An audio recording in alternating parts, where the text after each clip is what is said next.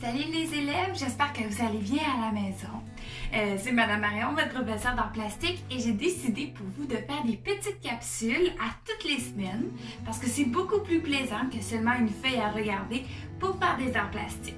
Alors de semaine en semaine jusqu'à la fin de l'année, je vais vous faire des petites capsules comme ça où on va parler de l'art, on va parler des artistes. Je vais aussi vous montrer comment faire certaines activités et tout ça.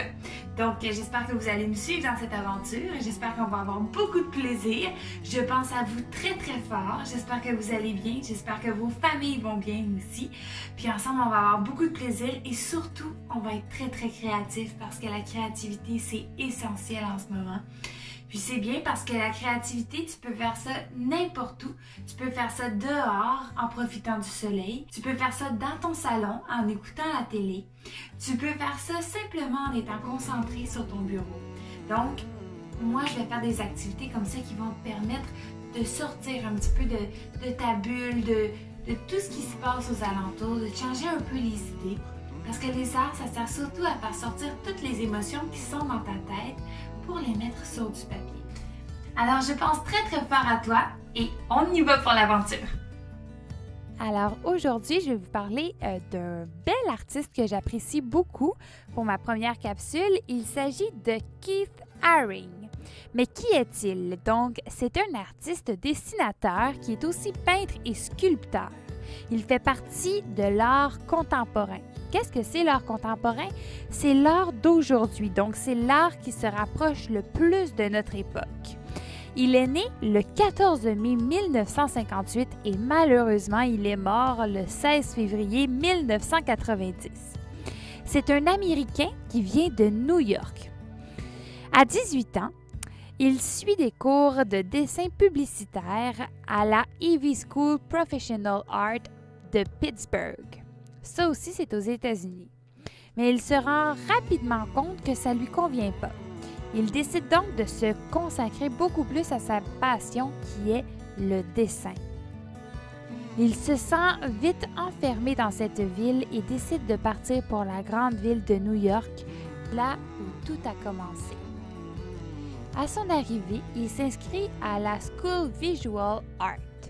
Il s'essaie à des disciplines telles que le collage, la peinture, les installations, la vidéo, etc.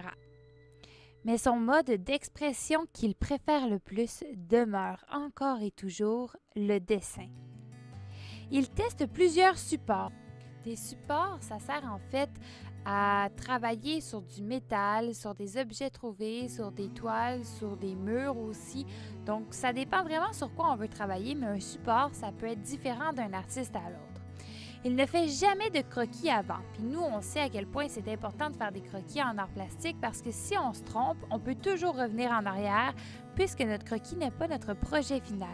Mais lui, il n'en a pas besoin. Il travaille toujours très, très vite. Contrairement aux autres artistes américains de son temps, c'est-à-dire des années 50 et 60, qui essaient de travailler le plus possible la représentation du réel, donc essayer de faire le plus possible comme sur des photographies. Keith Haring, lui, il se dit « Je veux travailler le réel, mais d'une façon tout à fait inconnue. » Au lieu de regarder le monde, de représenter le monde, il veut faire partie du monde. Il s'inspire beaucoup des graffitis. Ça, on peut en voir beaucoup autour de chez nous, des fois sur les murs au centre-ville. Des fois, ça peut être aussi des peintures qui sont faites sur la brique, mais à l'air, au sol. Ça, c'est vraiment ce qui est utilisé pour faire les graffitis. Et sinon, du bad painting. Ça, ce que c'est le bad painting, c'est un peu comme Picasso faisait. C'est pas nécessairement beau, mais c'est fait pour faire réfléchir les gens qui regardent les œuvres qui sont faites.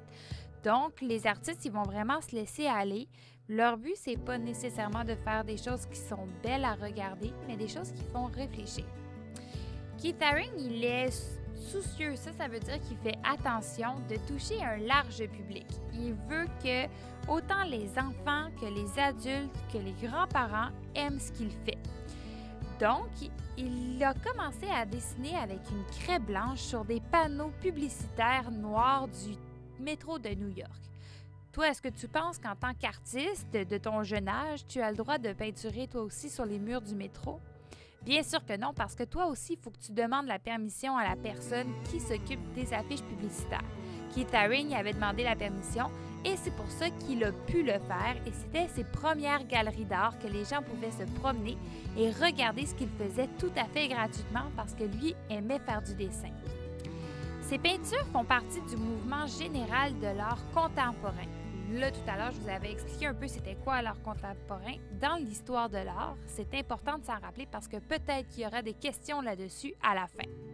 Ce qui représente beaucoup son art, ce qui fait en sorte qu'on sait que c'est du Keith Haring, c'est la répétition infinie de formes arrondies qu'il y a dans ses dessins. Tu te rappelles, c'est quoi une forme arrondie et une forme angulaire? Quand on parle de forme arrondie, c'est très en cercle, hein? Donc, c'est très rond, arrondi, tandis que sinon, l'autre choix qu'on a, c'est des formes qui sont angulaires. Ça, c'est des angles, donc ça veut dire que c'est droit.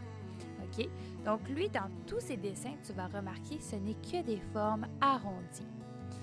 Il y a de larges lignes noires qui vont venir entourer la silhouette de ces personnages.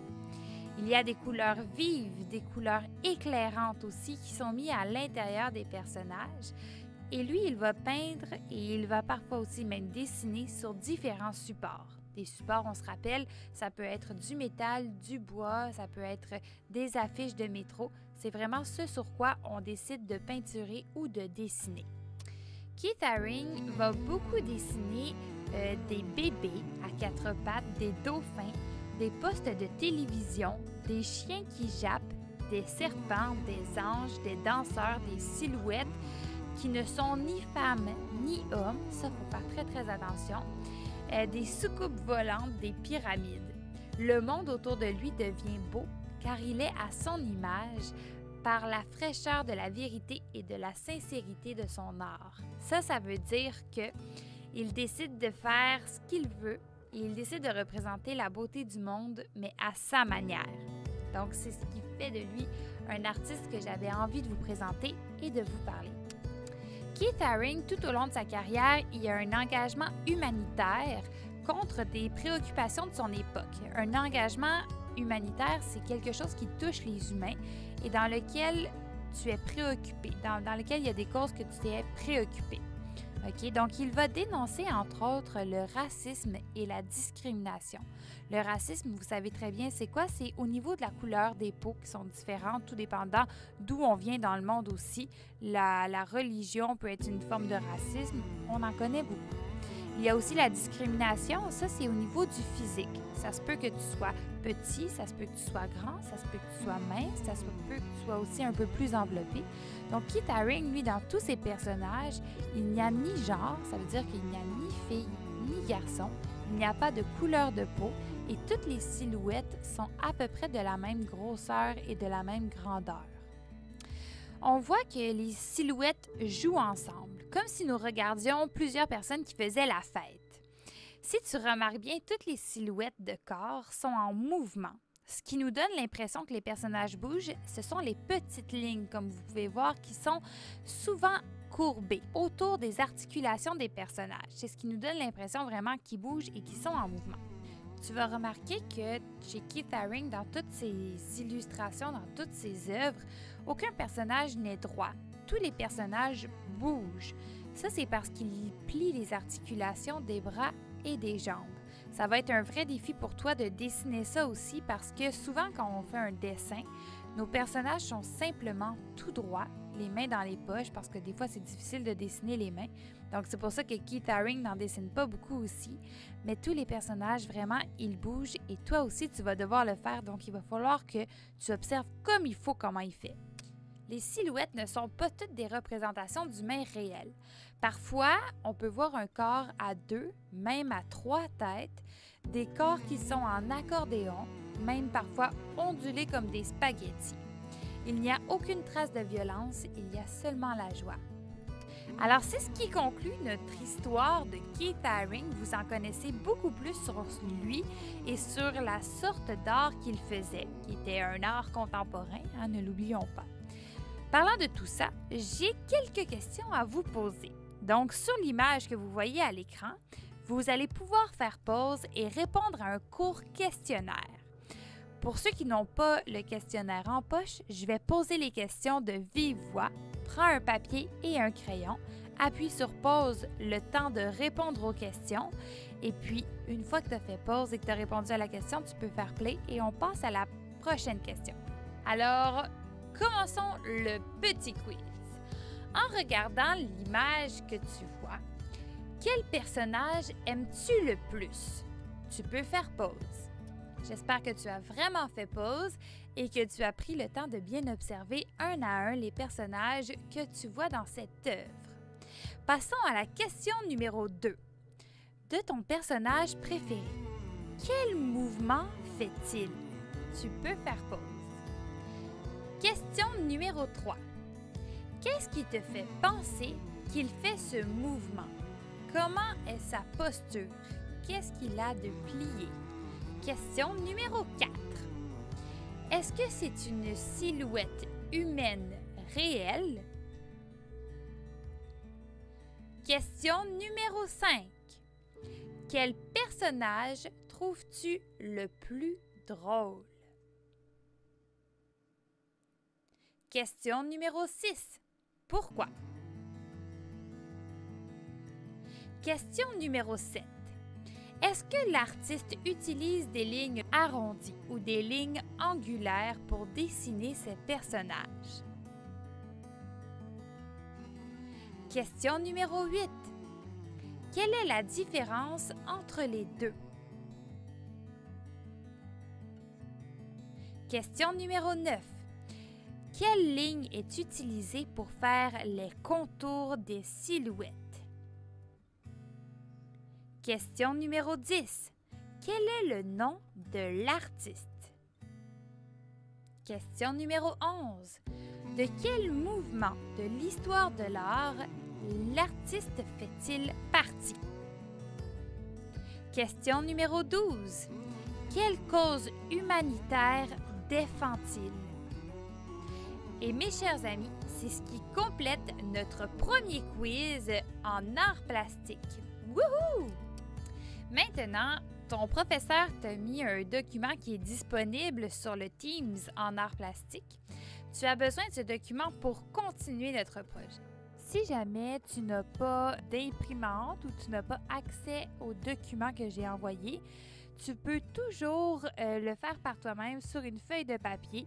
Vas-y, c'est encore beaucoup plus créatif que simplement compléter la feuille que j'ai envoyée.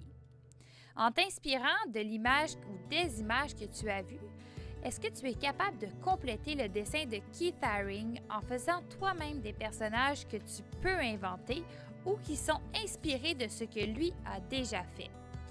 Attention, voici les critères qu'il faut suivre pour ce projet. Tous les personnages sont en mouvement, c'est-à-dire que les jambes et les bras doivent avoir des plis. Okay? Pas obligé que ce soit les deux, mais il faut au moins un des deux. Le deuxième critère, il doit y avoir de courtes lignes courbes et étroites près des articulations de tes personnages pour nous donner l'impression qu'ils sont en mouvement. Le dernier critère, c'est que toutes les formes de ton dessin doivent être arrondies. Alors ici, moi, je me suis filmée en train de faire cet exercice. Toi, au moins, il va être un peu plus petit, le carré blanc, que celui que j'ai utilisé parce que je me suis rendu compte que c'était vraiment très, très long. Tu vas avoir besoin d'un crayon à la mine, d'un stylo noir ou un stylo permanent noir, une gomme à effacer en cas d'erreur et un aiguisoir si on en a besoin. La gomme à effacer, c'est parce qu'on n'est pas toutes des Keith Haring, on a besoin de faire des croquis, nous autres. Alors, pour commencer, j'ai tracé tous les contours de ma feuille.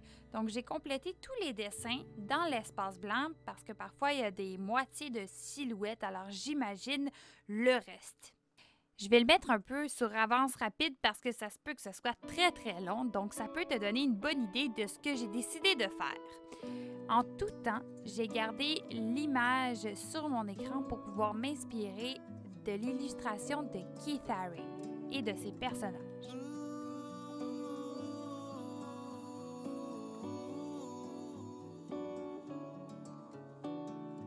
Une fois que j'ai terminé de faire tout le contour, j'ai commencé à faire le milieu. Il faut laisser un court espace entre chacun des personnages. C'est vraiment moi qui choisis où je veux les placer. Plus tu fais de gros personnages, moins ça te prend d'espace et moins ça te prend de temps. Alors, je te conseille de faire d'assez gros personnages sans en faire des trop énormes non plus. Une fois que j'ai terminé avec mon crayon à la mine, je vais utiliser mon crayon noir, donc mon stylo noir, pour tracer des contours quand même assez larges autour de chacun de mes personnages. J'oublie pas de faire mes traits, donc parce que c'était dans mes critères d'évaluation. J'oublie pas de faire une ligne large. Je n'oublie pas de faire du mouvement dans chacun de mes personnages. Ça, c'est sûr et certain. Et voilà, donc là, j'ai terminé le tout. Maintenant, tu as le droit, ce n'est pas obligatoire, mais tu as le droit d'ajouter de la couleur. Donc, je t'envoie un avant et un après. Et voilà, c'est ce qui termine notre projet sur Keith Haring. J'espère que tu t'es beaucoup amusé parce que moi, j'ai eu beaucoup de plaisir à le faire.